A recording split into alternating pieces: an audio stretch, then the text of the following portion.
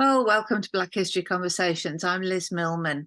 I'm delighted to see you all with us today. It's really lovely. I'm just going to share the screen and show you the PowerPoint that I've put together for today. We're just waiting for June Elizabeth Whitesmith Gully to join us. She's having some difficulties with the link there, and she's going to have be with Susan Botterill as well. So that should be good. And then we're going to hear something about what's going on in Black History Month in other places and some of the books that are coming out now. So there's all sorts of things that we've got that we can cover today. Now, I'm actually in Australia and we're all biting our nails tonight. Tomorrow's the day of the referendum. A voice to the first Australians in the Australian Constitution. A bit of a shock to realise that needs to be done, but and at the moment the polls aren't looking good. So I've got lots of yeses here. So I'd like to begin by acknowledging the traditional owners of the land on which the session's being led today, the Wurundjeri people of the Kulin Nation, and I pay my respects to their elders, past, present and emerging. Last week we spoke more about the referendum, so you can listen to that all over again if you want. We also have been looking at how we can acknowledge the general injustices. So I've actually changed the wording a little bit this week. So it's got accompanied by a 1665 map of the world, which, you know, where I am at the moment, Australia isn't even on the map. So Black History Conversations acknowledges the injustice of the actions taken by the British and the other European countries that invaded and took possession of the islands in the Caribbean Sea, as well as the continents of North and South America. In addition, we also recognise the exploitation of the great continents of Africa, Australia, and many other parts of the world in the centuries of colonialisation and ongoing exploitation. These resulted in the destruction, destabilisation of so many nations, peoples, and cultures. So this was suggested to us some time ago, and we've been trying different ways of acknowledgement, and we've tried apologies, we've tried various different ways of looking at this and seeing what's the most appropriate for this kind of session. Okay, so this was the one that we had before, and then I really got interested in all these maps. I found all these gorgeous maps. 1693 this one was. The detail, the name of the places, you can read them all.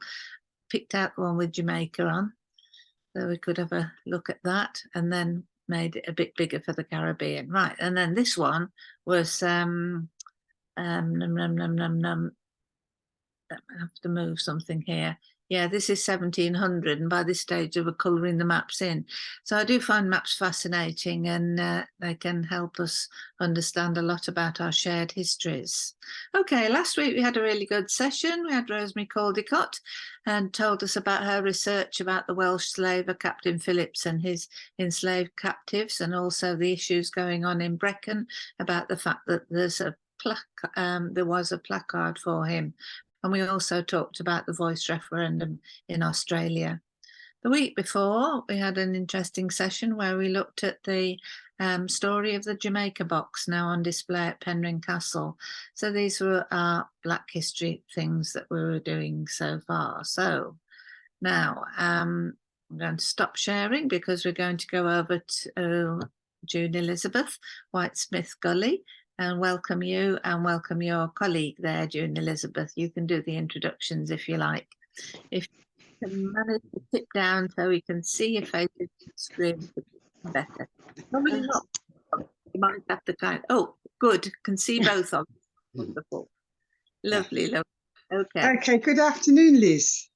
Good afternoon. So I'd like to introduce Susan Botterill. She's my colleague, and she's an archivist for a local library. But what I'm going to do today, I'm just going to give a highlight of what's happening for Black history in Northampton. Okay, so then I'll push Susan out of the way and I'll come in. And then when it's Susan's turn, so you get a good picture of her. I'll let her come in the way. Does that make sense to everybody? So just before we start, June Elizabeth, yeah. to suggest Professor Satie, if we let June go ahead first, I think that's better, because we have had more difficulty with her connection than we have with yours in Jos in Nigeria. But is that okay, Professor Satie? Yeah, that's okay, except that there's nothing new to report. Okay. The research has, the data collection has ended. We are writing our reports, and the only new thing that has happened is that— Excuse me, Professor, you can tell us in a minute, yeah? What's happened? Is that all right? Because I don't want my things playing up, so I just want to talk before it cuts me out. Yeah, Yeah? June Elizabeth, Professor Satie is just saying that there isn't really much of an update. Yes, so I know. look forward to hearing more about that later on. That's Okay, what I'm saying to him as well. that's fine. Let's see how we can cope. Thank you, Professor Satie. Okay, thank you, Professor. All right. Right, so I'm just going to give a short overview of what's happening for Black History in Northampton. There is a gentleman named Winston who has got some funding, and he's doing events for young people.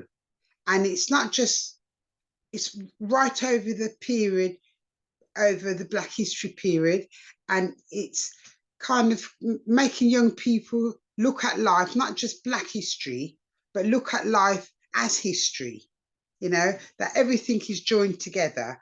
And he's doing physical events as well as like presentations, and introducing the different communities, getting them together to realise that Black history is history that was maybe not taught as much as it should have been, but it's part of world history. Yes, and then there's a celebration tomorrow at Grove Road, and it's respecting our elders.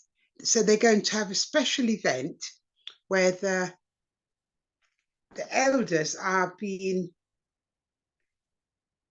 acknowledged, and it's for the Windrush elders. I was given an invitation, and it's being led by Bishop Baltimore Green. And I was just getting it up, and it's called Seasoned Seniors Appreciation Day. And I'll forward it to Liz, and maybe later on she can put it up for you to see. So I just thought, well, no, they got to make something look a little bit different than the norm. Hopefully I can tell you about that next week. So I've just sent it to Liz, and that's from 2 till 4, and that's by invitation only. And then they have got a Black Heritage Town Centre Trail that is taking place tomorrow in town, and it's going to start from the Holy Sepulchre Church to the museum. And I had created this walk because I was born in Northampton, and it's where the Windrush people used to be allowed to go, and the places that they made for themselves. So we were introduced to this and had some training by Black Heritage Walk in Birmingham, all through Liz Millman, of course, because Marcia Dunkley, who comes on this platform, is one of those people that give the training. So the Vice Chancellor of the University of Northampton, she gave them some money to train us. And it was so interesting. When you think a Black Heritage Walk, what you have to do, you have to say, for example, the Holy Sepulchre, there's only 5 churches like that in England, yes? And it's a round church, known for the soldiers. So you give the English history parallel to the Black history. So the Black history of that is, that was one of the foundations, like the second place, where Northampton West Indian Parents Association was a going concern for the social services, and they allowed them to have a place for themselves, because they found that when they used to go try to integrate with the older white services, they didn't feel welcome, or they felt they were intruding. An example, when the men played domino, you know, they like to slam it down and make a little bit of noise. Well, that was very disturbing for some of their white centres that they used to go to. So some of them barred them. So they had a place of their own, that my late uncle, the Ivan Bryan, was the founder. So I'll just close with another event that's happening. And when the Black History Trail goes from the Holy Sepulchre, it's only about maybe, if 500 yards, well, I would say about quarter of a mile away from each other, and ends at the museum. Now, Liz has had the opportunity to come to this museum. It's called Northampton Museum and Art Gallery. And they did a film of some Windrush generation. They made it a digital film. So what they've done now for October month, every day at midday, Monday to Friday, they release a bit of that film that was on view freely for about 8 weeks. So they now take a bit of the film and they put it on YouTube every day. So you can go to Northampton Museum, Windrush at 75, Northampton Museum and Art Gallery, Windrush at 75, and you'll see different clips every day from that film. So I just thought that was an appropriate place to stop on some of the events that are happening in Northampton. So you're muted, Liz. You're muted. Sorry, right, thank you. Gary had muted me. Okay, so that's fantastic. Thank you very much indeed, June Elizabeth. And just to share the screen and show you that we can get through to these wonderful items. So, oh, here you are, June Elizabeth. Can you see this, everybody? Yes.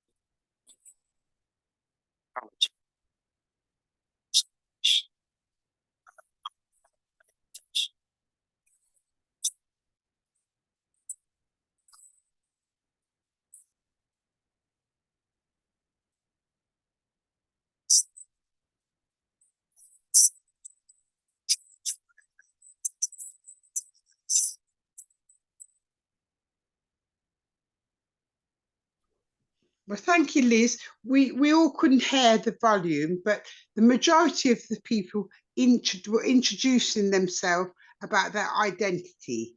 And one gentleman was saying in the suit, he's a bishop, he said, I'm a Jamaican and I'm British. And one lady said she's proud to be a Black woman. You know, so everybody gave their own identity. But that was very nice of you to bring that up, Liz. Shall I introduce? Did you want to say something before I introduce Susan?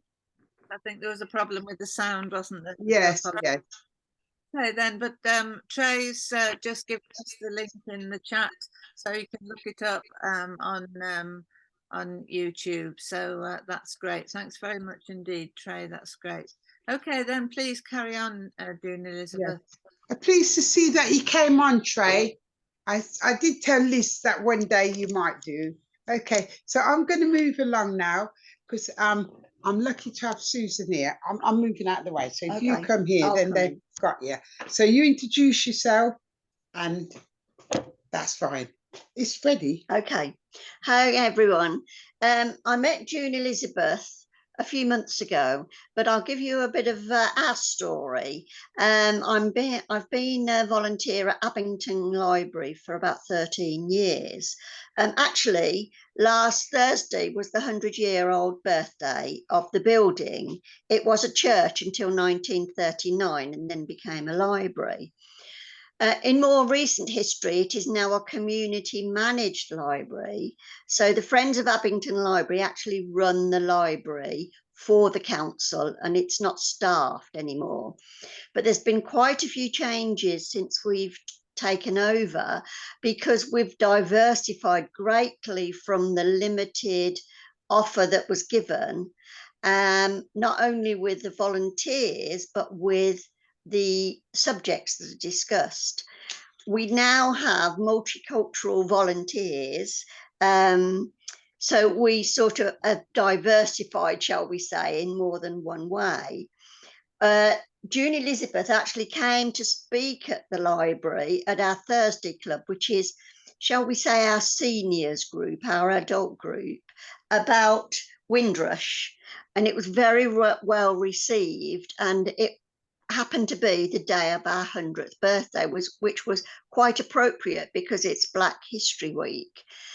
The thing I will say about the modern library and the community libraries, obviously the library service has to run the same as everything else, but our extracurricular activities, it's up to us, and we have diversified no end. Currently, we have young adults. Some come after school from 4 till 5 to volunteer. Some come on Saturdays. And to be perfectly honest, quite a few of them are diverse in not only their colour, but their experience of life. We have West Indian volunteers, we have Asian volunteers, and they all join our team and bring a bit of oomph into it. You know, I must admit, most of our volunteers that run it on a regular basis are senior citizens. So it's nice to have a bit of young blood and a bit of young enthusiasm. And I must say it's diversified greatly since we took it on, because our motto is run by the community, for the community. And obviously we are an estate that is mostly social housing, and it is a very diverse community. So our contribution towards diversity, and obviously now contributing toward Black History Month, is to be there in the community, keep the facility of a library open for everyone, no matter what age, no matter what culture, no matter, it's there for everyone to use. And luckily, it's getting more and more diverse by the month, which is absolutely fabulous. And we just want to see all our friends come and join in our activities and help to run our activities, because, you know, that's what we're there for.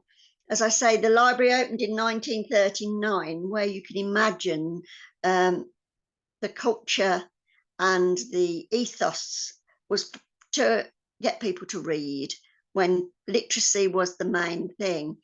One of the first groups of people that actually joined our library were evacuees. And I've been in touch with an evacuee. She's now in her mid-90s, and she wrote a piece that I used at the talk at the university that said, we all us children from London arrived in Northampton. We didn't even know where Northampton was, and we stood on the grass outside the library waiting to be chosen. The families come along and chose us to look after us for the duration of the war. And at that time, September 1939, they hadn't got a clue how long the war would last. They found sanctuary in our library, and the lovely words that they've used to describe their experience of feeling welcome and a place that you could just be yourself. You didn't have to pretend to be good or pretend to be this or pretend to be happy because your parents were mostly in London. You could just be yourself, and it was a safe, happy place. And hopefully now the community that we have coming in, which is very diverse, actually feel the same. So that's my contribution towards diversity, which is Black History Month, and our little building, which was a chapel-y sort of church, not very big, but it's still there, and we're keeping it alive and thriving. Thank you. Well, absolutely fantastic. Thank you. And it's good because in the UK, many of the library services have closed. And so now communities are taking on running the libraries. And it's interesting that you're saying that, you know, you feel that there's a much more diverse representation from the community in the volunteers who are working with you, and also people coming to use the centre. I was fascinated to hear about the evacuees, because I think when we look back to our Windrush stories, as we've been doing, and recognising that other people have come into our communities, I think one of the things that perhaps sometimes we forget is how very, very different life was in those days. And if you can imagine all those children being sent on trains out of London to go and live with families and waiting to be chosen, I mean, it's just so poignant.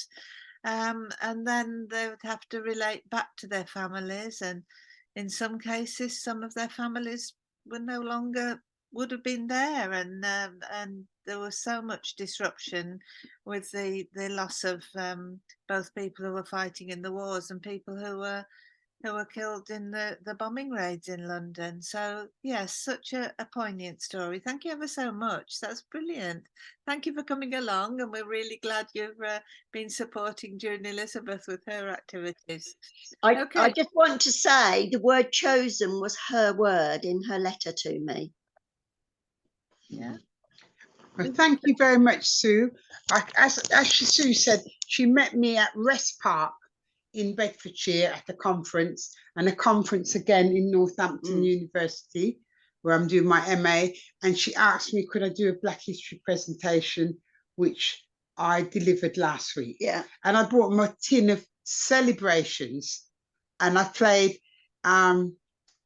Stevie Wonder's CD, Happy Birthday to You, while I went and put on my African gown and then took me dreadlocks out of me cap. So when I came back later on, this lady said, I didn't realise you were the same person. So that's the end of our presentation. We've got a question from Audrey Doogie. Audrey, you there? Yeah, I'm trying to put my picture back on. Oh, I see you there, and all you. I was really fascinated with what Susan had to say about that library and the opportunities it's given you to change. But what I want to know is, what has it got about in that library, in the stock of Northamptonshire Black history? Do you have anything? And I mean before Windrush, not after. I mean, great if you've got all the Windrush stuff, and after that is brilliant. But it's the early stuff I would like to know if you've got copies in there. No, we haven't. I must admit, the local history section was quite old-fashioned, shall we say, when we took over. Obviously, being a library, you have a library card to take the books out. We have started an honesty system where books that are donated to us, which we want to be in the library but cannot be added to the stock, we just put a little label in, this book belongs to Abington Library, please return. And it's that type of book we want to get into the library, so it's available. And to be perfectly honest, people honour the honesty system. We haven't lost any books yet, but it's one of the sections that we've opened up to receive books to actually add to the diversity of our stock. Great, but are you aware that there's been a huge amount of work done on Northamptonshire Black history? And yes. So have you got copies of those, you know, the book that was done in 2008? Yes, I was one of the editors for Sharing the Past. I was a welcoming speaker at the town centre central library, and I'm a founder, co-founder of Northamptonshire Black History Association. Really? And I gave Liz Millman a copy of that book. I was going to post it to her, but it was so expensive, so I gave it to her when she came to Northampton and visited. And I showed it to Sue, and they haven't got a copy. So I said I'll arrange for them to have a copy. I joined their library last week, which once you join the library, you're always a member of any library in Northampton. But I didn't know, since COVID, you had to rejoin. So I joined Abington Library last Saturday because they had the mayor that came to initiate the 100 years and acknowledge it. And I'm going to go and have a look what's missing, because I think a lot of things are missing. I saw something interesting where I took a picture of an Israeli lady giving like an account of her life, but I'm going to have a look in the Black History section. I will donate some books, but the books are so expensive, so you really got to, I think, do more than a Hannah thing to borrow certain books. Yeah. The books that are really unique, I think, you know, I saw the most fantastic book. It was worth about £100 sitting on a shelf just to be borrowed in Leeds Central Library, and I have a horrible feeling it went missing, and it was absolutely brilliant. And I think that sometimes librarians don't always take care of the really, really, really spectacular books. But yes, I'm so glad you've got a copy of that book. June Elizabeth, can you tell me something about the cover of that book? Yes, I can. You know the airman in the bottom left-hand corner, the picture? Yes. Who is that? That is Mr. That Mr. Cleghorn? That's Mr. Cleghorn. In fact, he's buried next to my brother on the other end of my brother. I organised his funeral, and he also was one of the founding members of the New Testament Church of God, which celebrated 60 years in Northampton in June.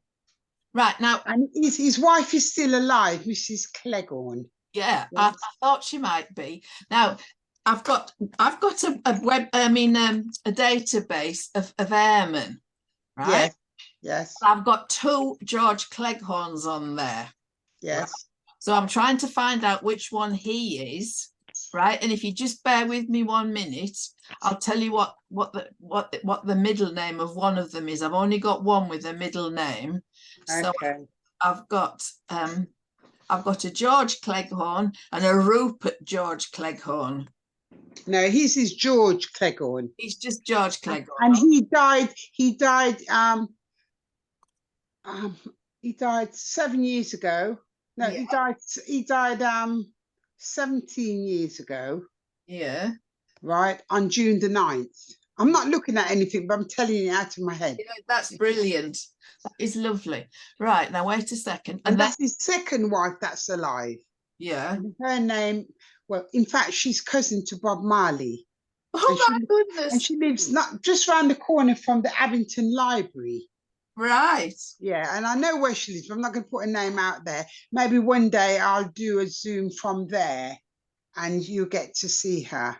Right. Now, the other, is there someone called Winston Nelson in the book as well? Yes, and Winston Nelson. I presented Winston Nelson at the We Were There exhibition in Northampton when I worked with the army a few years back. And what I did a 5 minutes presentation and presented 4 people, and they were all had a common denominator of being Jamaican people he'd served in 2 forces. He served in the Navy and the Air Force. And his daughter is one of my best friends. She's mixed race.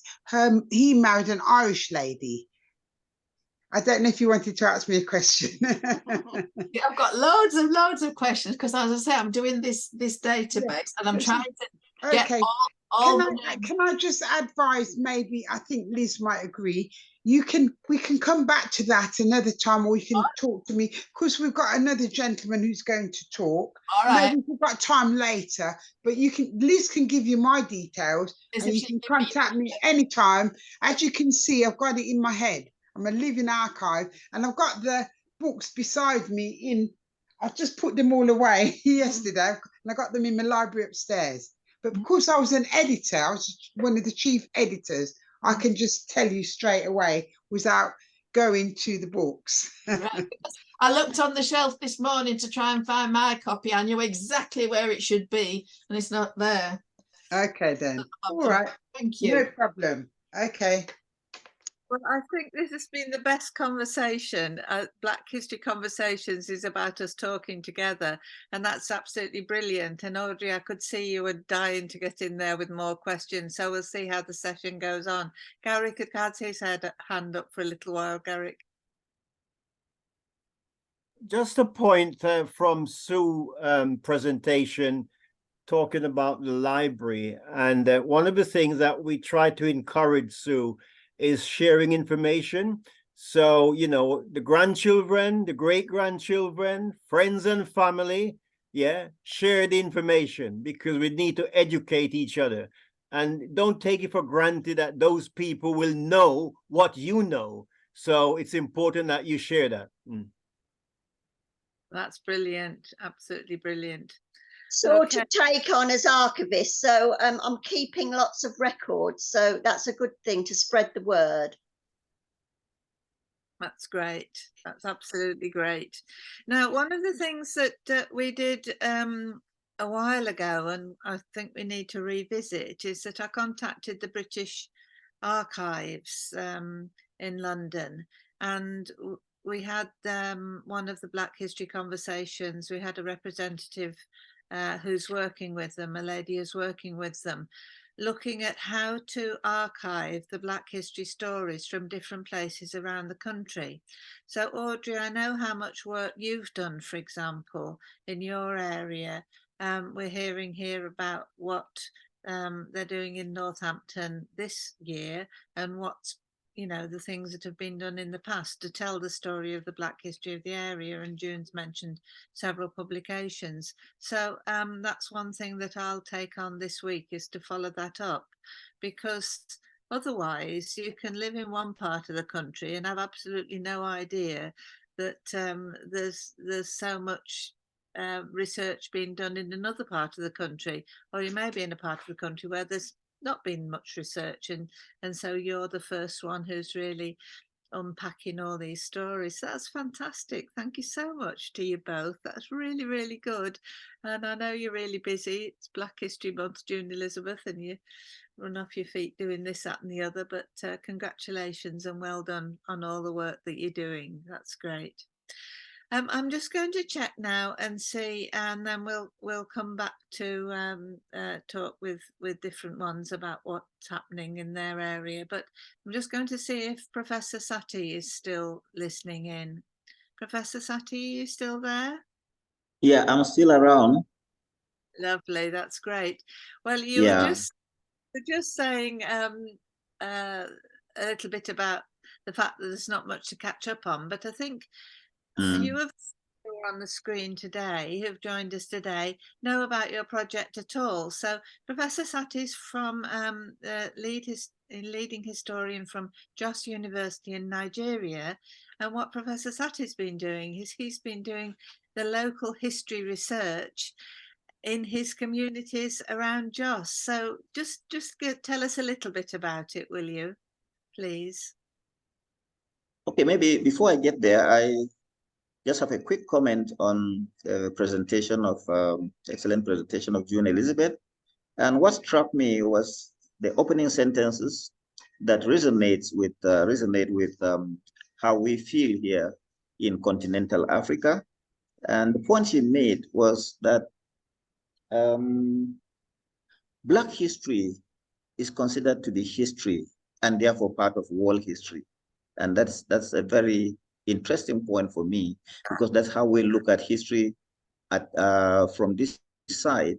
As I told you earlier, the concept of Black history is very strange in Africa. We only talk about African history and we don't talk of Black history, because it's like, I don't know, but I understand the psychology around which this theme was built, the disadvantaged position of Blacks in Europe and America and so on. So that point was quite interesting for me, and it really enlivened my perception of how we teach history back here. So that's just one point, the point I just wanted to make, and to thank Elizabeth for her presentation and for making that point that resonates with how we look at history on this side. Now, regarding the project that I am doing, as I've been reporting in the past, it's an NRF grant for research. NRF is National Research Fund. It's a competitive grant awarded by the Tertiary Education Trust Fund to scholars in Nigerian universities across various teams. So after a very long while, those of us in history were able to break the jinx, because hardly do people in the humanities win the award. It's mostly applied research, and so mostly it's people in the sciences that won it. But how we got it was because we related local history to teaching history at the basic level in Nigeria, because the government returned history to lower levels of education from what we call primary to JSS level. That is 9 years of basic education it obtains in other parts of the world.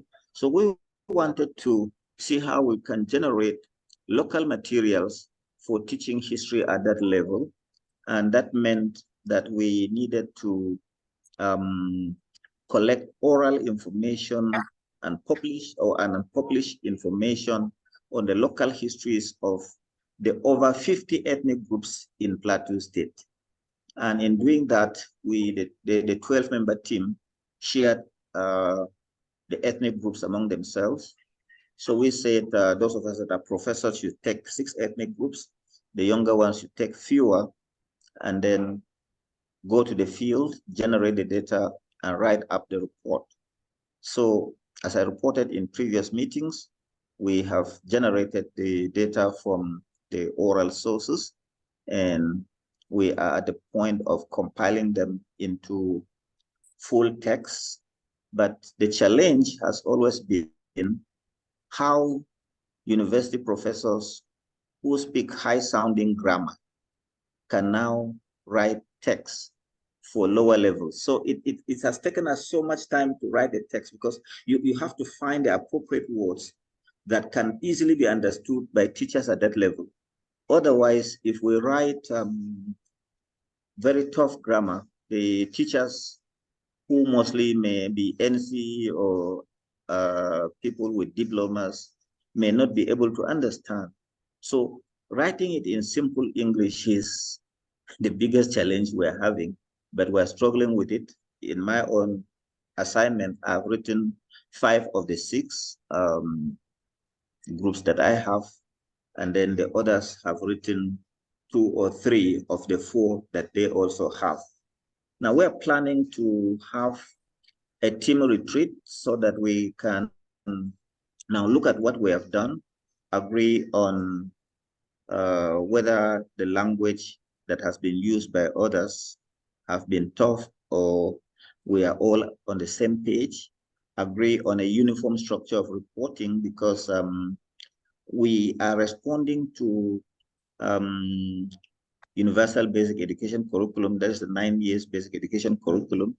But we have to write it as history text, not as the history of Plateau State, and not just responding to the curriculum. So we just want the curriculum to extract from the material we have. And so we have to agree on a structure that gives us a general outline of the history of Plateau State that accommodates the curriculum. And interestingly, I submitted a proposal to a conference in South Africa. It's coming up in November. And so my team members are going to be given an opportunity to share their findings, aspects of their findings at the conference. And it will such be an interesting thing. And I hope that after that, when we put our access together and we have a complete volume, we'll be able to share with wider audiences, including this audience. Well, thank you so much. That's just fascinating again, and it's great to hear, to be reminded of some of the points there. I think your point, Professor Sati, about writing in simple English, writing in a way that people can understand and appreciate, I think a challenge for all historians. And I think part of the problem, I'm a community researcher, and I find it really hard to cope with some of the academic historical texts, whereas there are now in the UK far more publications that are easier to read. So while we were thinking with Susan about the library, it's about having materials that are easy to read and easier to read, I could say, because otherwise we'll not get the message through to people.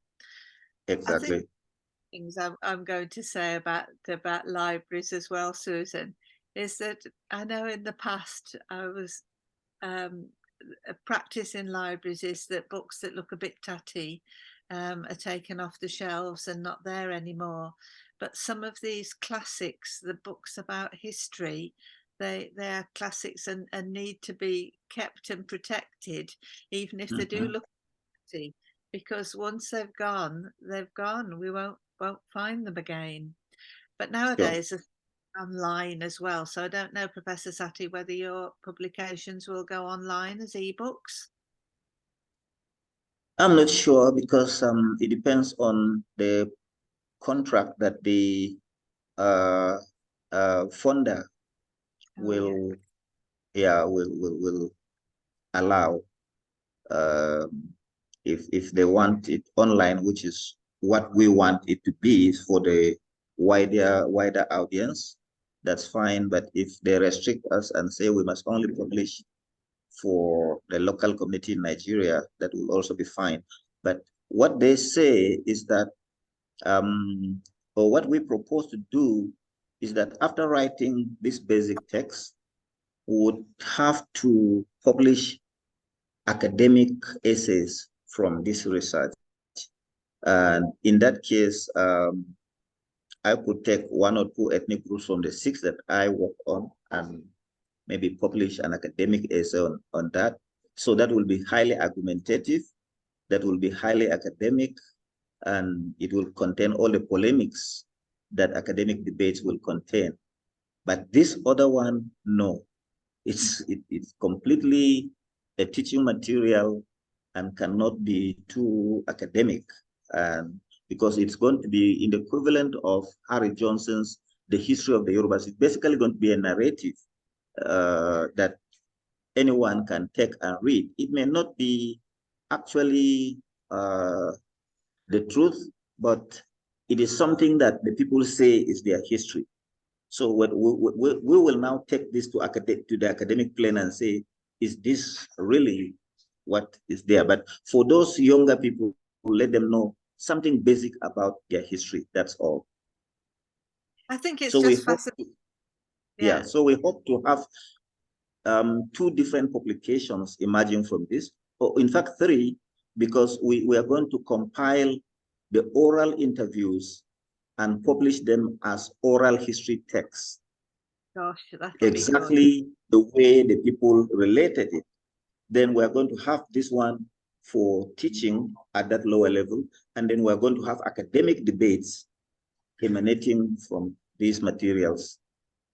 But these are going to take longer periods. We'll finish with the assignment for which the grant was awarded.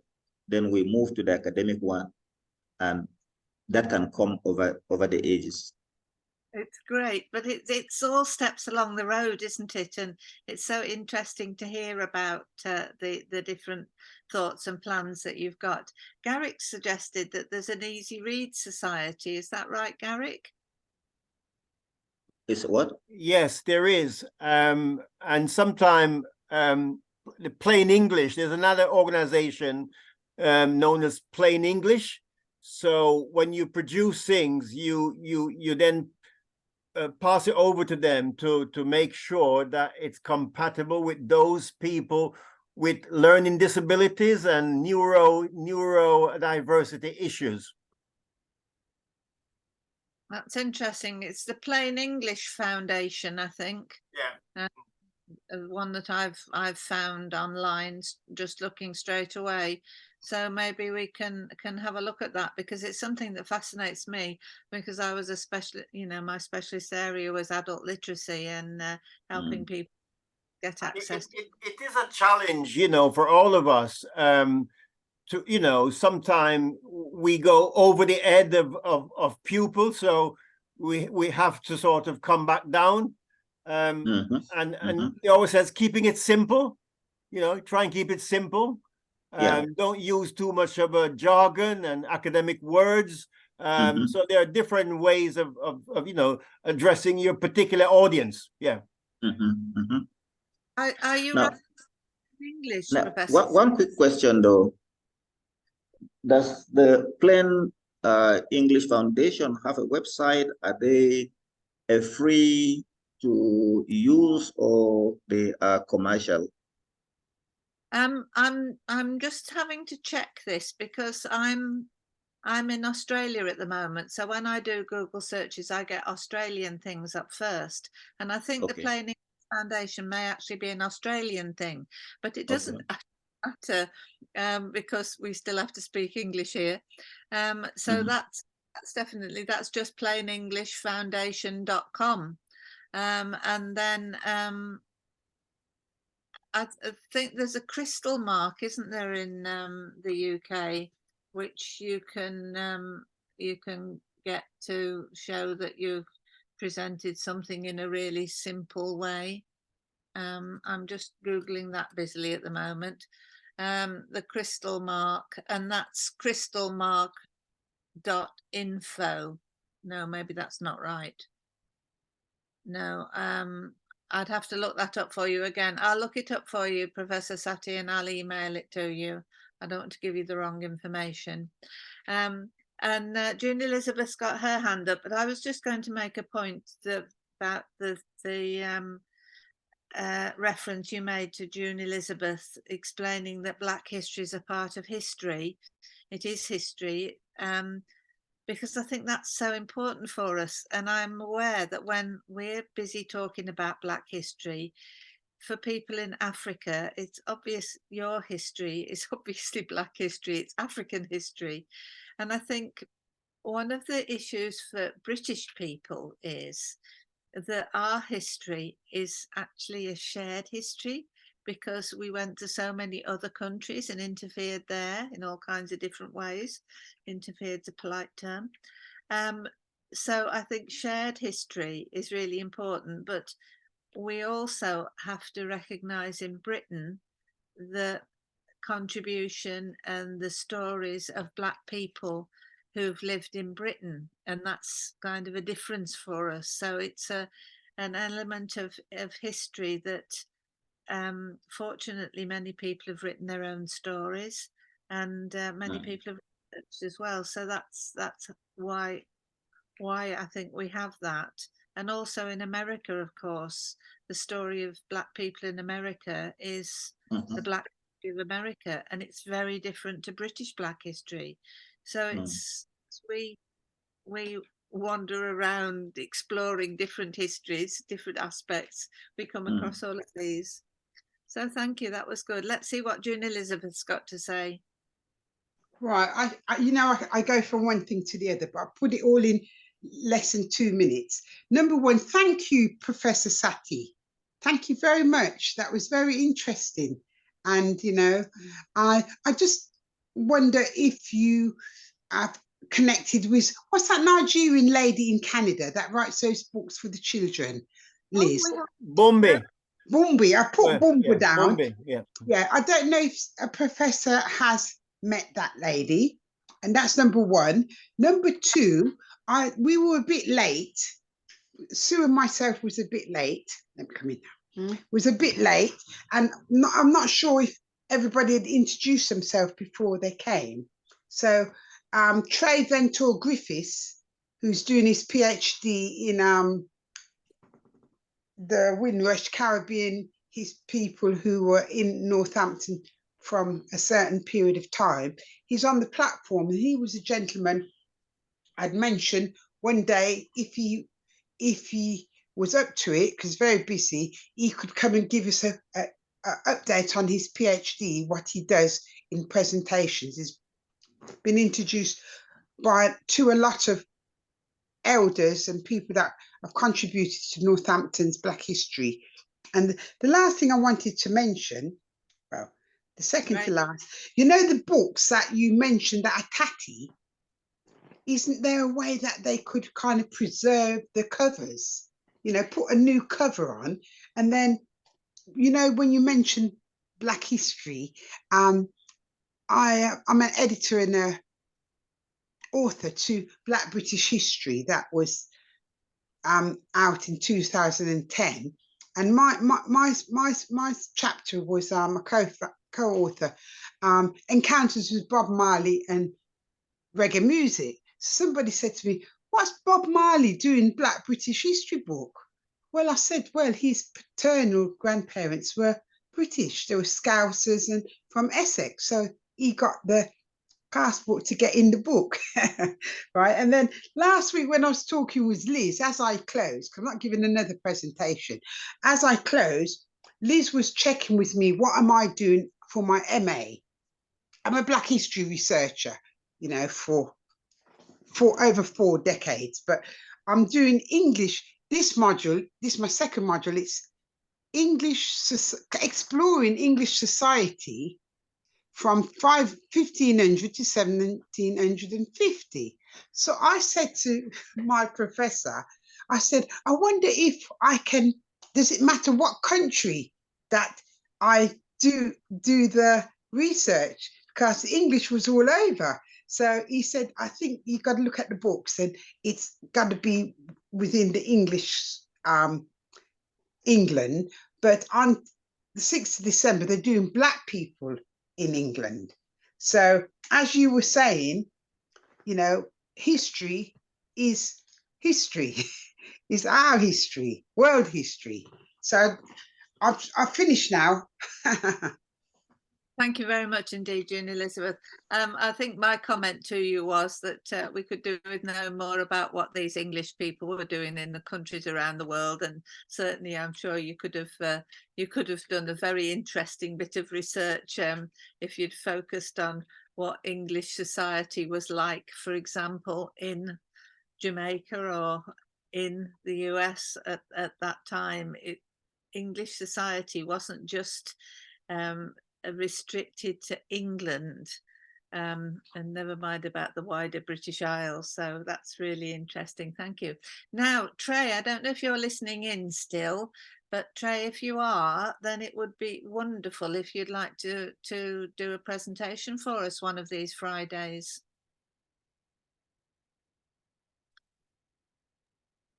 Yeah, Don't want to that'd be put you really on, good. but it would be really great to share Yeah, your. I'll definitely do it. I'll let June Elizabeth know when, Yes. and then we can organise it. Yeah, that would be really, really good. That would be wonderful. And with the Windrush stories, there's just so much there, and they really deserve to be recognised. So that's fabulous. Thank you very much. Do you want to tell us a little bit more about what you're doing now to introduce Um, the area? well, I'm interviewing basically Caribbean people in Northamptonshire across 3 generations. So the Windrush originals who came as adults, and then also the Windrush children, but also first generation British born Caribbean people as well, who grew up in Northamptonshire, um, went to school here and worked here and things like that, just sort of get their experiences. And then because my PhD is not actually a history PhD, it's a creative writing one. So that's the perspective I'm taking with it, in the sense that I'll do the research as a historian would, but then when I do the write up, it'll be as a creative writing non-fiction document, effectively. So yeah, interviews across 3 generations, plus non-Caribbean people who had connections with the Caribbean community in Northamptonshire, so Northampton and Wellingborough, but also I found people out in Kettering as well. And so yeah, that's effectively what my project is about. I think that captures it. Thank you, thank you. That's really interesting, because one of the things that we recognised early on when we were doing Black History Conversations is that creative writers, authors who write historical fiction, actually contribute a great deal in terms of people being able to understand what it was like at a particular time and what people's experiences were like. And sometimes it's easier to get into historical fiction and feel that you understand, you know, how it was then, as opposed to the more factual Yeah. kinds of write-ups of history. So we've several authors over the time, and that's been really interesting. So I am interested in that creative writing side as well. And it's an idea, perhaps, Professor Sati, out of your research, there may be people who are creative writers who could write historical fiction based on the facts that you find, to tell the stories of the time. It's almost like a storytelling. And like you said, Professor Sati, when people are telling the stories, it's not always 100% factually true, but it's kind of trying to make sense of the history. Very interesting. Okay, so we've got one more point here. I think you've put something, thank you very much indeed, so that we can look up where your research is, and we can check that out. That's very kind of you, Trey. So we look forward to that. Okay then, so what we'll do now, just for a few minutes. Sorry.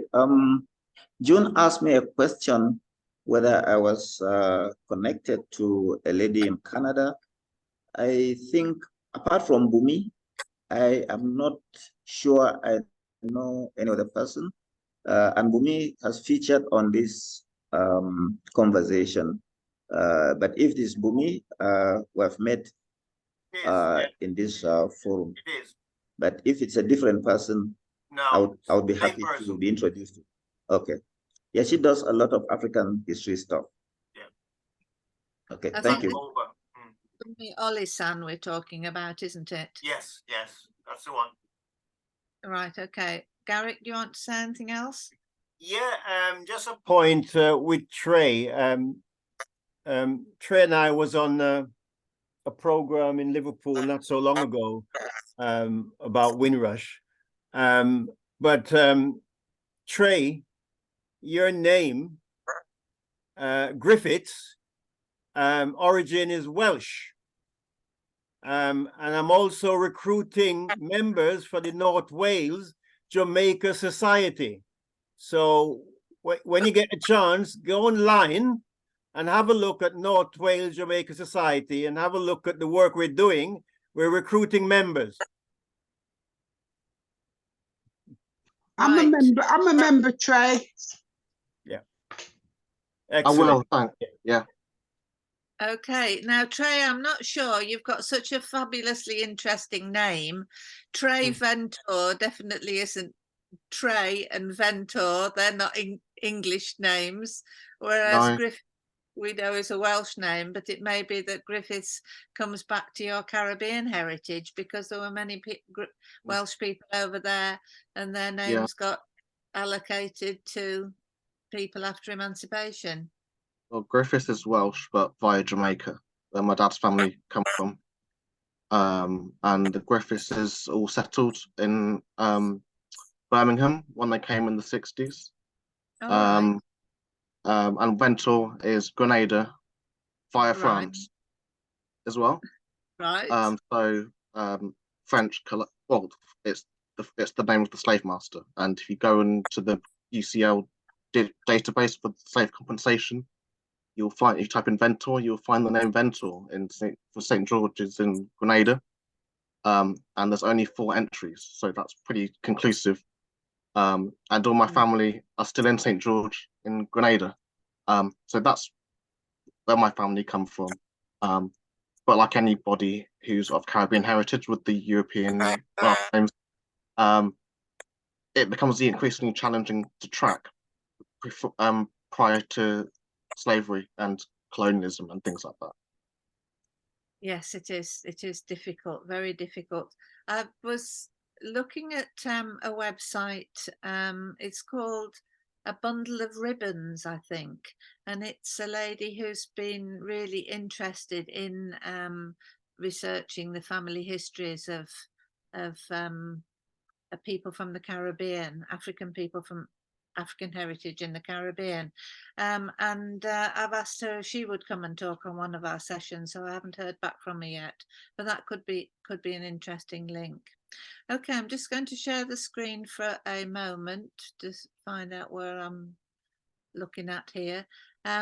Yes, with the Black History Month, one of the things that we wanted to do was to look at activities going on around the UK and also books. So there's an event at on Monday at the School of History at Queen Mary's University, London, to celebrate the launch of Professor Hakim Adi's recent collection, Many Struggles, New Histories of African and Caribbean People in Britain.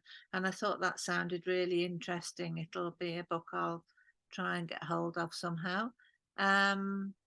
So that was one publication. And I think if I go back, sorry, to look here, the copy of the book is here, Many Struggles, New Histories of African and Caribbean People in Britain. So that certainly sounds interesting. Also another publication, oh, sorry, here it is. Got my slides in the wrong order. So there are lots of really good quotes about this. I don't know if any of you have managed to get hold of a copy of this yet or something you can look for, but it's I think the second quote here, a forceful revolt against Eurocentric history and imperialist nostalgia. This illuminates the everyday lives and interconnected freedom struggles of generations of Black people in Britain, particularly Black women, an indispensable resource. So that's Chris Johnson from the University of Toronto. So I think that really gives us an insight into what this book's going to share. Kevin Searle from the editorial board of History Matters says they can destroy our landing cards, but they'll never erase our history. Packed with lucid, rigorous and groundbreaking new research, it's essential reading.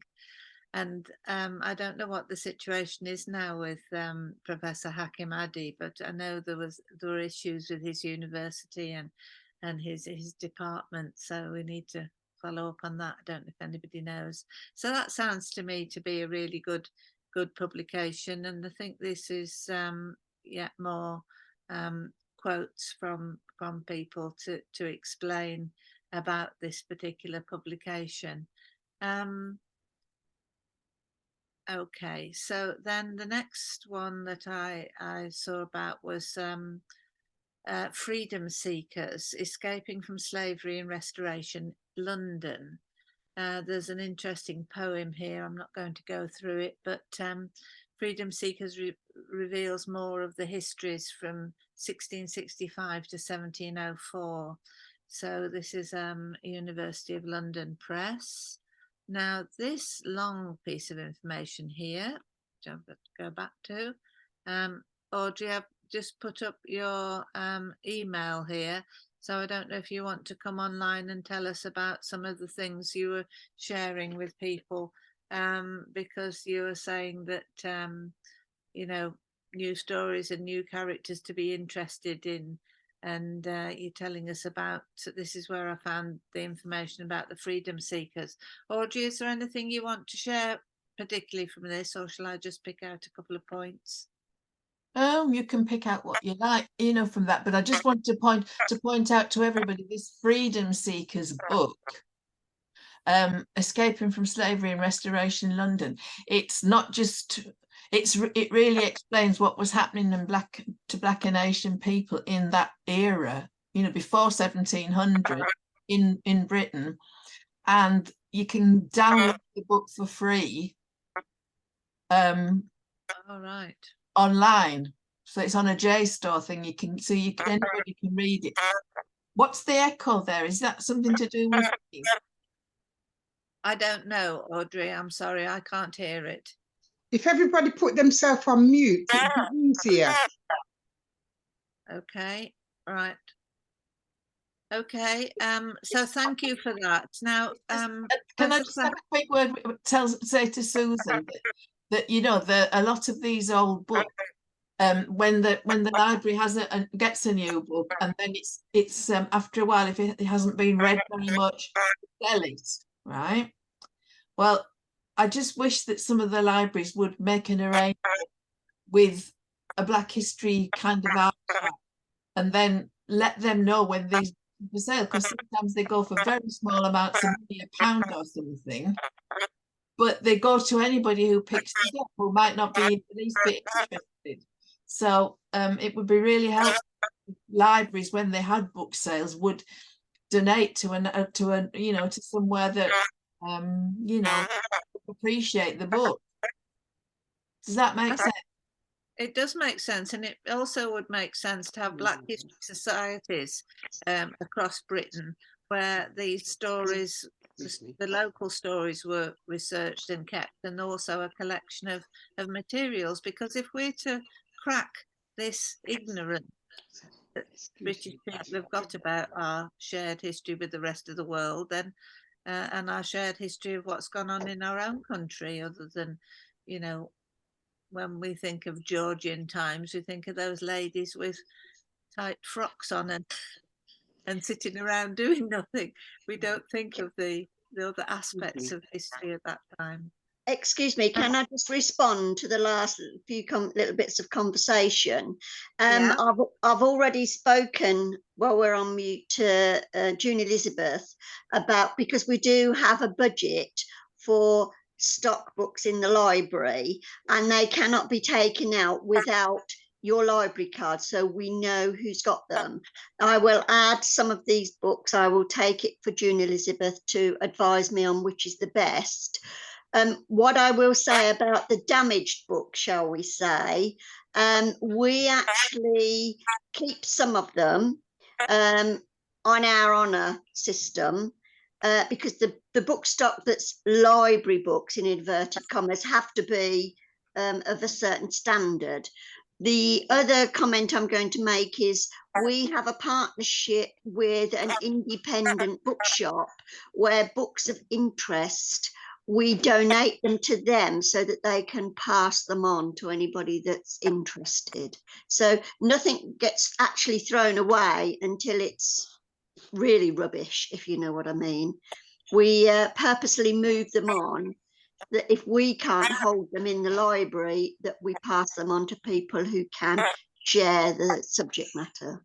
And I said that it's best if Susan emails you, because Liz, because you've got a lot of books that have come in that authors introduced to you, so you'd have a better range of advising which books to get into the library. Thank you. One of the things that we did when we started Black History Conversations is we started a parallel group called Black History Books, so that we could just identify. We started it looking in Wales because there's a even more limited selection in Wales than there is in England. So yes, that would be helpful. That's something we can follow up then, June Elizabeth. Okay, thank you very much indeed for that point. Audrey, just seeing if there's anything else in this wonderful email you sent round to folks. You're talking here some more about freedom seekers, I think. Okay, right. So other points that you've made here, but I think the point I was going to make with Professor Satie is that we need to start a database of good history books that are available free online, because that's happening more and more now. So I hope that we can perhaps move ahead with that, because I know Professor Satie, we've talked about it before and perhaps haven't got around to doing anything about it. Yeah, that would be quite useful for us, particularly if it is an OER, which means people can access it for free, given that the Naira has collapsed so badly and we can hardly afford to buy books overseas. No. And I know obviously of the tragedy of your library as well in the fire. Professor Satie, perhaps what we could do is, when we get the Black History Conversations new website, which we've been promising for a year and more, if we have a Black History book section there, and we'll have a specific section of that that's the downloadable book, so people can just, we've got one source where people can go to find the link book with a short summary of the book. That would be quite helpful, I think. Oh, so sure. An idea. Sure. Great idea. Audrey, yeah, that work. Audrey, you've got a point you wanted to make. Unmute yourself. Just the last thing on that email I sent you, it's about that free talk that Professor Simon Newman, who's written the book Freedom Seekers, is going to give. It's right at the very end of that email. Yeah. So I haven't given you the link there. I apologise. It's sneak. Here it is. Yeah. Yeah, it's on the 18th of October. I'll find the link and put it in the chat. It is an online event. Oh, that's good. Thank you. Yeah. And that's with a view to gain his freedom seekers and the end of slavery in Britain. And this is the Alderman Sidney Smith annual lecture for the Wilberforce Institute at the University of Hull. Yeah. So that's presentation being given by Professor Simon Newman. So that would be really, really helpful. Thanks very much indeed, Audrey. It's free, so that's why but I'll send you the link so you can just go on Eventbrite and yeah. Oh, that's wonderful. Thank you so much for that, Audrey. That was brilliant. So I've covered that one, I think. Oh, sorry, this is my latest obsession, which is about bump caps, but we'll talk about that again some other time. Now, just to say that, oh no, that's another one. So I do apologise. I'm normally more organised than this. Right, I was just going to tell you that Daleside Country Museum have got back in touch with us, and because I know there's a number of you perhaps with a link in that area, and they had done a great exhibition about slave traders, merchants and ship's captains. Well, last week we were talking about ship's captains, and this is where I was finding out about these bump caps. Now, some of you may realise or know about the fact that I've done quite a lot of research on Welsh wool and slavery, wool from other parts of the Britain was used as well in the slave trade. So this was really interesting to see how much information the Dales Countryside Museum have got. And I'm not sure, I think this was produced for 2007, but it's now online and gives plenty of information about the links and the local stories. So and also Black people who've been living in the area or passing through the Dales, and they give a couple of examples there. So these are clips of big display boards that they'd had, and people who'd moved through the Dales. So that's Derbyshire County Countryside Museum, DCM, at yorkshires.org.uk. A lot of interesting information there. And this was from a smaller village museum and heritage centre, Dent Village and Museum and Heritage Centre, and they've looked particularly at this story of these knitted hats called bump caps that were produced. So I'll tell you more about that. And while I was rambling around in my researching this week, I came across the 1619 project again. In British Black history is very different from Black history in the United States of America. And Black history in the United States of America can be understood through study of the 1619 project, which was published in the New York Times magazine. And this was a phenomenal opportunity. And it's all available online, the 1619 magazine, which really gives so much more information accessible to so many more people. It was a real shock in the States when this was launched. I think it was in 2019 that it was launched, so it was, you know, a fitting celebration. So yeah, I just wanted to share that with you, but I'm not going to share anything else now. Covered a range of things in that last little few minutes. So anyway, it's good that you were all here. Garrett, you've got your hand up. Yeah, you just referred to the 1619. Netflix does have it as a documentary. Oh, right. Yeah, so you can actually follow the story.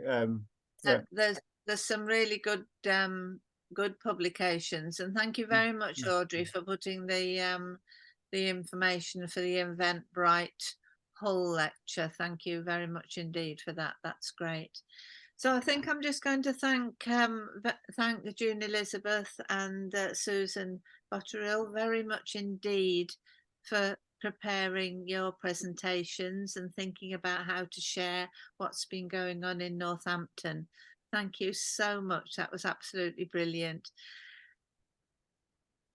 Professor Sati Fwakshat, we're always delighted to welcome you, and it's so refreshing to see history from a different point of view, and it's really important that we recognise that African history, British history, US history, Jamaican history, we can look at them all in their fragments, but we can come together and understand the stories together. It really is incredible. Thank you so much for your time.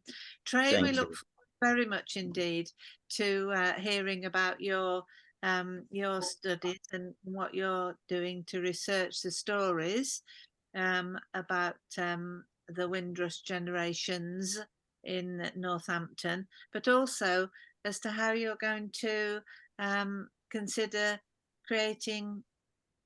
looking at it from the creative writing point of view. And this comes very much in with your point, Sati. I know you don't want the stories to be written in a way as creative writing, but who knows? I mean, I think stories might in the future be interpreted in that way. And it's another interesting element, isn't it? The stories of plateau states, the history stories of plateau state. Oh, we'll see what we can do, shall we?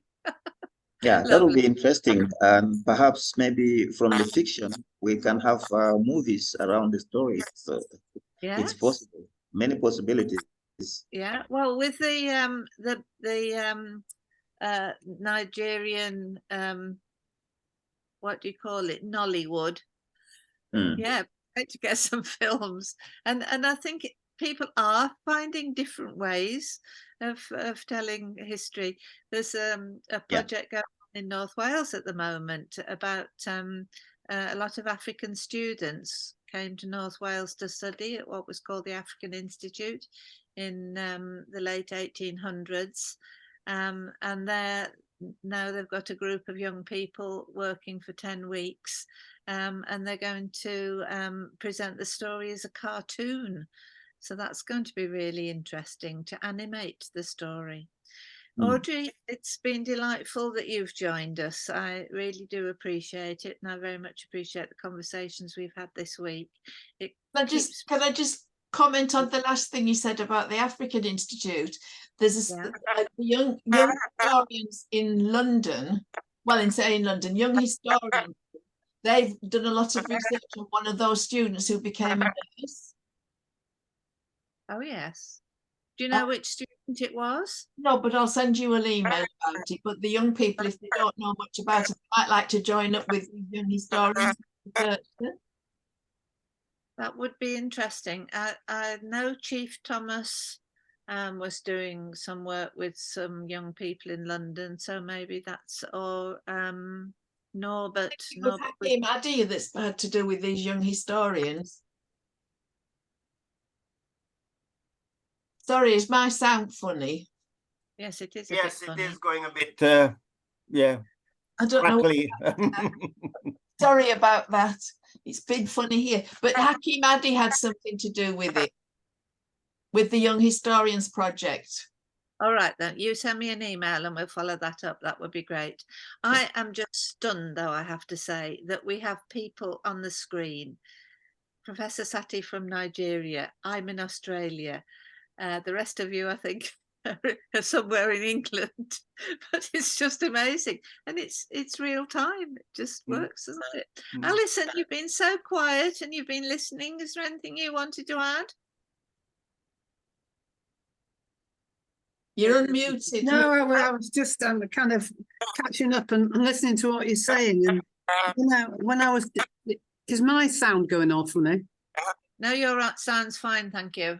Okay, because I found that there was when I was doing research some years ago, I found there was some Dewsbury blanket manufacturers, Dewsbury in Yorkshire, a company called Hagues and Cook, and they sold slave cloths in Louisiana. Did you hear that or not? Would you like to put that in an email to me? That would be really helpful. If you want, yeah. Or tell me again and I'll make a note of it. What's the name of the company? It was a Dewsbury blanket manufacturer, and they had big markets in America. And then in the mid-30s, they started using like a cotton wool from the West. And in the end, they also sold loads of what they describe as low quality, lightweight and highly coloured fabrics known as slave cloths. They sold them in Louisiana. That's fantastically interesting. We have a separate group that looks just at fabrics, and we meet a month. We called Born, Breath In, which is a Welsh word for hand woven cloth, Breath In Online Research Network, and we're going to be meeting on the 21st the next time. Alison, can I send you the link for that? Yes. I see if I can know what we can do. Yeah, because we've explored slave cloth produced in Wales, but now we knew that it was produced in Penistone, Kendal, and now you're Dewsbury, and it was one of the biggest items. Well, it's quite a bulky item, but it's one of the biggest items that the factors wanted to put on the ships. Going out of Liverpool and Lancaster. I've done some interesting work on Lancaster as well. My family history.